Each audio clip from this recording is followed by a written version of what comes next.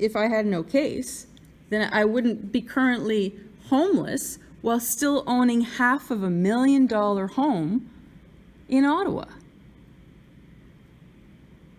I haven't seen my kids in 4 years. Someone could have raped my daughter 4 years ago, and they would have had more rights than I've had. It's illegal. They've made it illegal for me to send my children a birthday card because they extorted out of me a probation order so I could leave Ottawa to go somewhere to safely upload evidence against them so I could, without being rearrested or framed.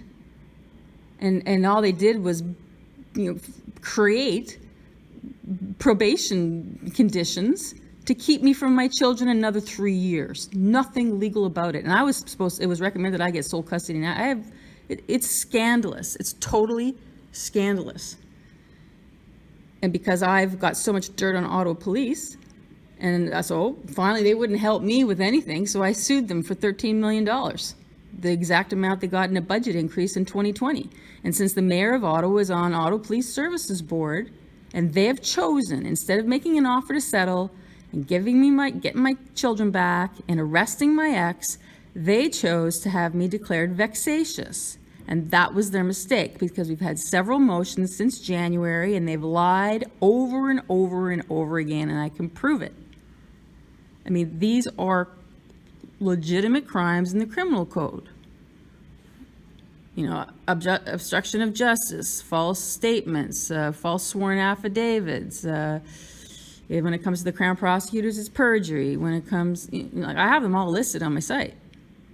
In fact, I have tables. And all a detective has to do is go through my site and tick boxes on how many counts of how many crimes. Each of these things that operate through the court system. They're operating through the court. They've infiltrated the courts in Ottawa. And I'm a chartered financial analyst, and I have a 4-year business degree, and basically I reverse engineered everything they did, and I can prove it all. Okay, so I'm not refuting anything you're saying here. I'm not arguing with what you're saying. I understand. You know that the way that, none of that is, these types of investigations, it is a big investigation that's going to have to happen, right? You do have a lot of evidence. Those things take a lot of time.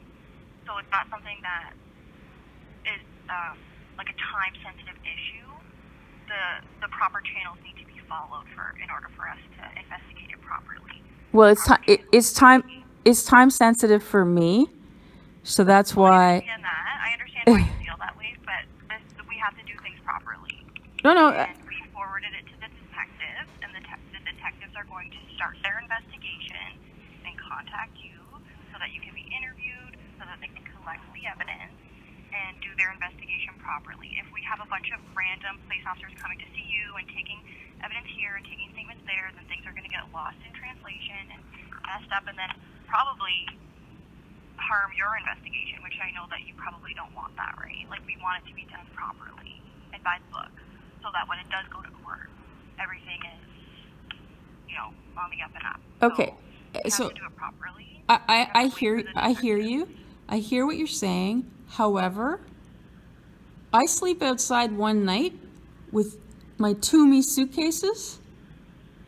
Toomey is a high-end suit. They get stolen alone just for the suitcases. Forget the contents.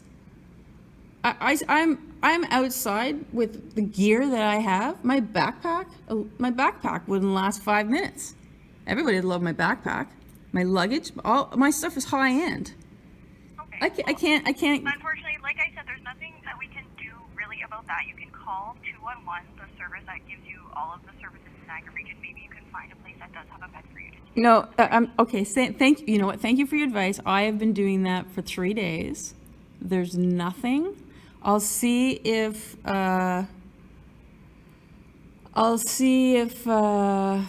Let's see. I can't even get into a motel because you need a cash deposit, right? So I can't even get into a cheap motel anymore.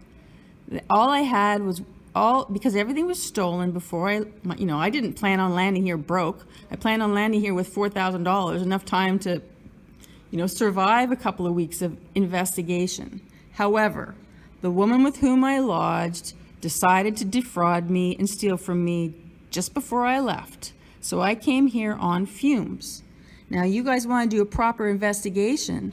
Well, guess what? There won't be one if there isn't any evidence. So the thing that I need to do, my priority is to make sure this evidence is safe and sound. So I'm going to see who will file a police complaint against me so that they can call you guys and have me arrested. And then my evidence will be safe so that if someone chooses to investigate, they'll already have it.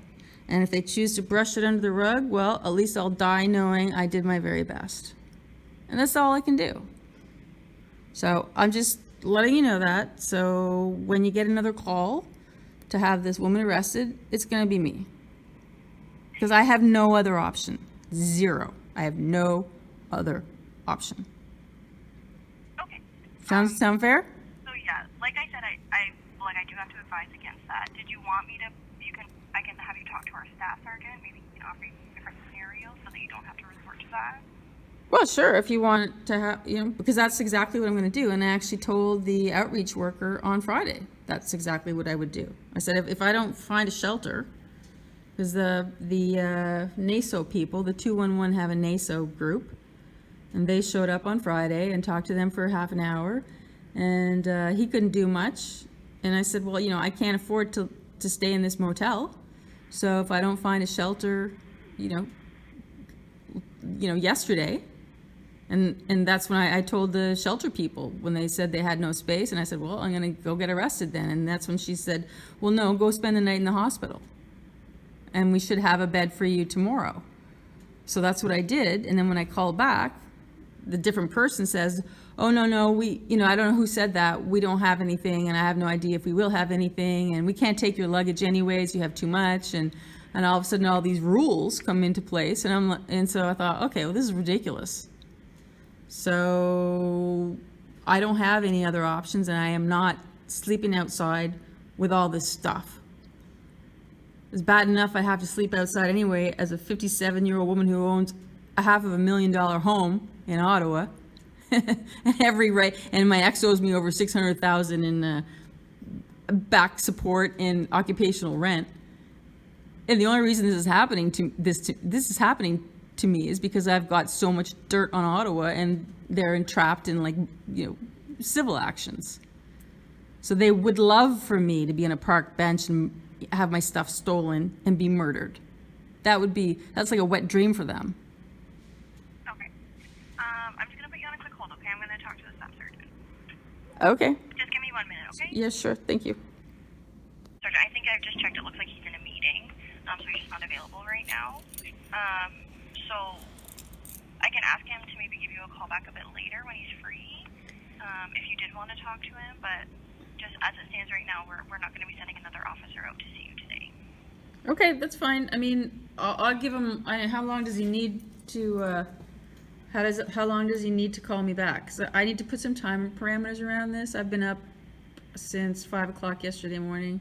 I just dragged 250 pounds across 5 provinces by, bus fares. I can't say how long he's going to be because he's in a meeting. I don't know how long that's going to take. Okay, and well. I don't know how. Okay, no problem. I understand. So if I don't hear anything by noon, I'm going to try to get rearrested at this hospital, which is the St. Catharines Hospital, because I cannot risk this evidence being stolen because I have no place to stay.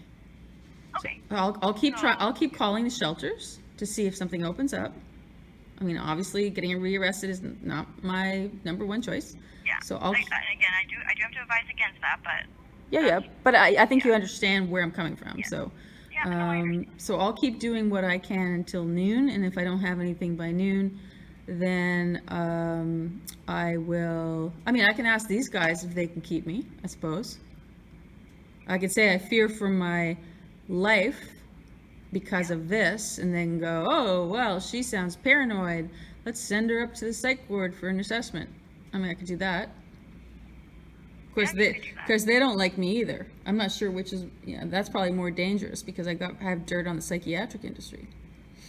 And So that's not exactly my number one spot, and they know it too. And yeah, so it gets quite complicated. So yeah, I still think getting arrested. If I can't find shelter space by noon, I'm going to try to get arrested. So if you can let your sergeant know that, then I don't mean to cause any trouble, but I cannot risk. Yeah. being outside with this. Yeah, I'll let him know, okay? Okay, I appreciate it. Thank you. Okay, yeah, no problem. Bye bye. And anybody can call back anytime. Here I am. Okay, Thank you. sounds good. Bye. Thanks.